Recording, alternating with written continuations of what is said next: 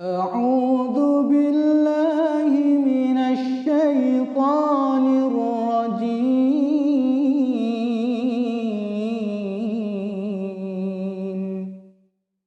بسم الله الرحمن الرحيم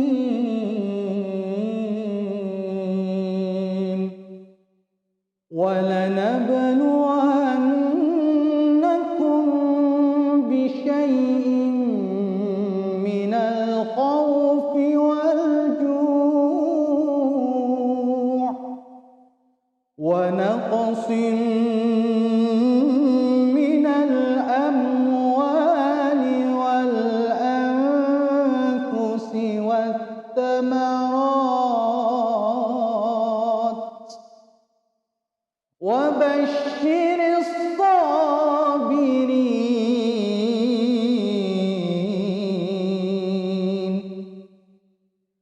الذين إذا أصابتهم مصيبة قالوا إنا لله وإنا إليه راجعون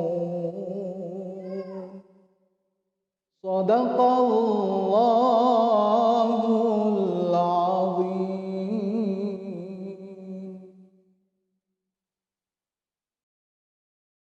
Alhamdulillah Rabbil Alamin.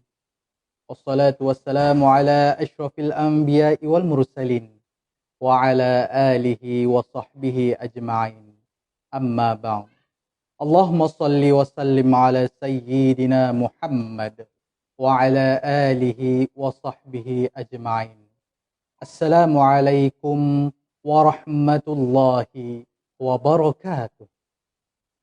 Insyaallah pada malam ini kita akan berbicara tentang lebih lanjut lagi berkenaan ayat yang saya baca sebentar tadi.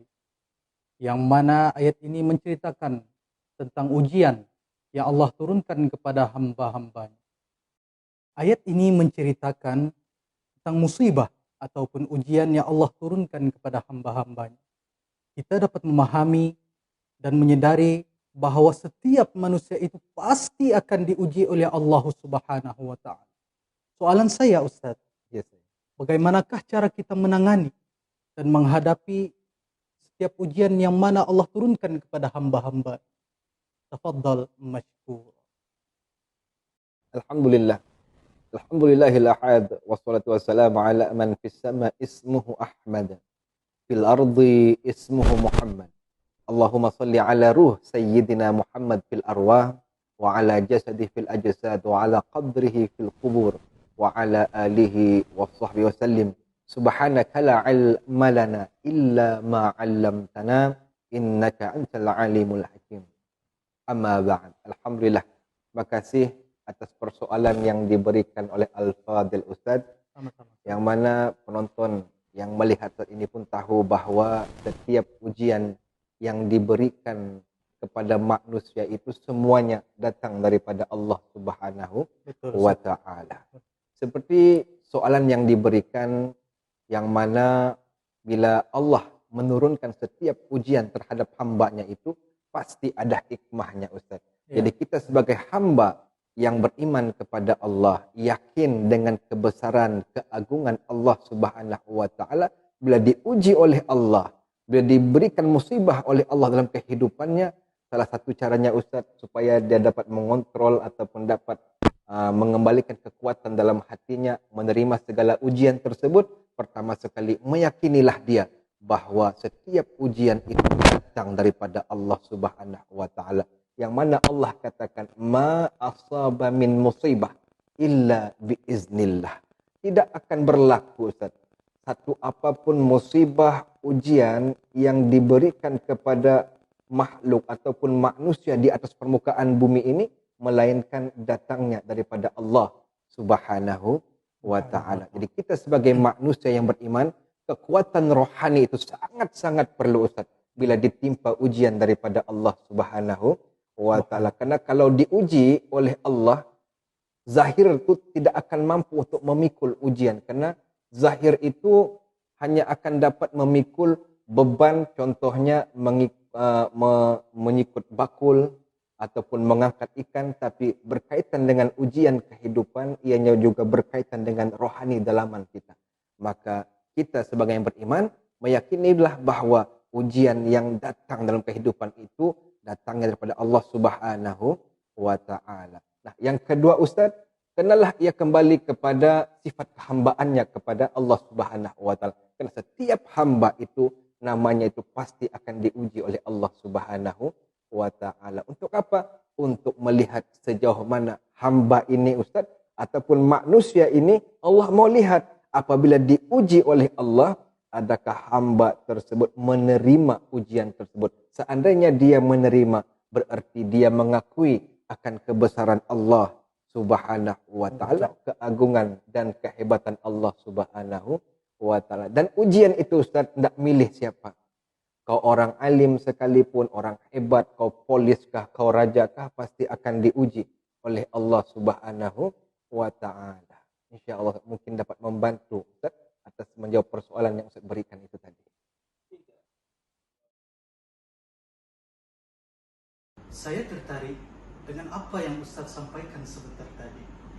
Bila mana setiap ujian itu tidak memilih kau itu siapa. Betul Ustaz.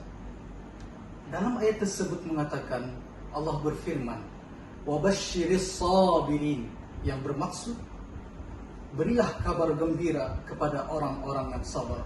Soalan saya Ustaz, apakah berita gembira yang Allah janjikan kepada orang-orang yang sabar itu?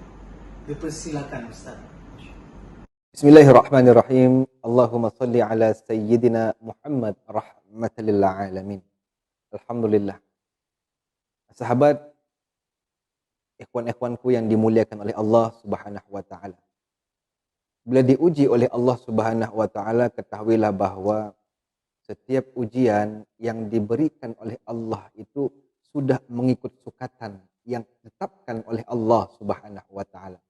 Bila Allah katakan Ustaz, la yukallifullahu nafsan illa wus'aha, kita kena menjadari bahwa ujian yang ditimpakan kepada kita itu Allah sudah tahu bahwa hambanya itu mampu untuk menerima, menjalankan ataupun menyelesaikan ujian yang diberikan. Sahabat yang dimuliakan oleh Allah Subhanahu wa taala. Dalam ayat yang dibacakan oleh Al-Fadil Hanafi itu tadi, betul Allah katakan wabasyir sabirin, kabar gembira kepada mereka orang-orang yang bersabar dengan setiap ujian-ujian yang diberikan oleh Allah Subhanahu wa taala dalam kehidupannya. Kita tahu Ustaz, yang ujian Allah berikan itu macam-macam Ustaz.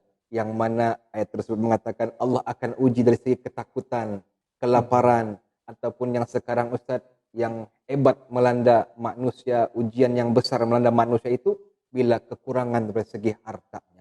Tapi ketahuilah, la yukallifullahu nafsan illa wus'aha. Setiap ujian yang diberikan Allah itu sudah mengikut kadar kemampuan hamba-hambanya. Allah uji kita Ustaz, berarti kita itu mampu Ustaz. Subhanallah. Sahabat yang dimuliakan oleh Allah Subhanahu wa taala. Bila berbicara apa kabar gembira yang Allah ingin sampaikan, yang Allah ingin berikan kepada hamba-hambanya yang bersabar dengan setiap ujian-ujian yang diberikan oleh Allah Subhanahu wa taala, maka Allah menjawab Ustaz dalam surah Al-Baqarah ayat 153. Allah katakan, innallaha ma'as sabirin. Bila kita itu menjadi hamba yang sabar, Allah akan katakan kabar gembira kepada mereka. Innallaha ma'as sabirin. Katakan kepada mereka, aku itu dekat dengan mereka. Subhanallah. Itulah Ustaz kabar gembira yang Allah ingin sampaikan, yang Allah berikan seolah-olah itu merupakan hadiah, anugerah yang diberikan oleh Allah kepada hamba-hambanya yang bersabar. Apa dia? Allah itu dekat dengan dirinya. Allah itu dekat dengan hidupnya. Subhanallah. Kita nih Ustaz, kalau kita dekat dengan orang yang kita sayang, senang hati kita Ustaz. Betul, Ustaz. Kalau Ustaz dengan dekat dengan istri, senang Ustaz. Senang sangat. Subhanallah. Begitulah nikmatnya. dekat dengan istri pun sudah nikmat, apalagi dekat dengan yang memberikan kenikmatan tersebut, yakni Allah yang Al-Khaliq yang menciptakan kita, Ustaz. Jadi begitulah.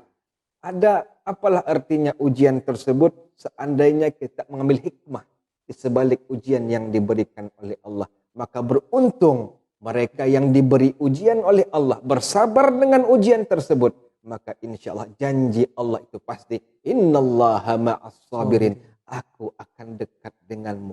Sedangkan kita, Ustaz, kalau dekat dengan Allah, subhanallah, nikmatnya, Ustaz. Tidak ada kenikmatan yang paling hebat, rasa yang paling nikmat dalam hidup ini, Ustaz, bila seorang hamba itu dekat dengan Allah. Pasti mudah, lancar segalanya, Ustaz. Kalau kita nih, Ustaz, dekat dengan raja, apa kita minta pun mesti dibagi. Betul enggak, Ustaz? Betul. Apalagi dengan dekat dengan Allah, Ustaz, subhanallah. Senang merundingnya kita nih, Masya Allah. Mungkin itu dapat menjawab persoalan yang diberikan oleh Al-Fadl Hanafi. Apa ganjaran hebat, apa nikmat, anugerah yang Allah berikan kepada mereka yang bersabar? Jawabannya, innallaha ma'as sabirin. Allah itu akan dekat dalam hidupannya. Dan sekiranya Allah itu dekat dengan hidupnya Allah, insya Allah Allah juga akan menemaninya sampai ke yaumul akhir. Subhanallah. Insya Allah. Wallahu a'lam. Alhamdulillah, daripada perkongsian yang Al-Fadil Ustaz Muhammad Ridwan Al-Aqsi telah sampaikan sebentar tadi, mudah-mudahan memberikan manfaat dan mendekatkan lagi diri kita kepada Allah Subhanahu wa taala. Amin ya rabbal alamin. Jangan lupa like and share Facebook MIHA, Masjid Imam Haji Awang Hashim Pekan Sepitang. Jangan lupa patuhi SOP. Kita jaga kita belum menang. Aqulu qawli hadha wa astaghfirullahal azim li wa lakum. Assalamu alaikum warahmatullahi wabarakatuh.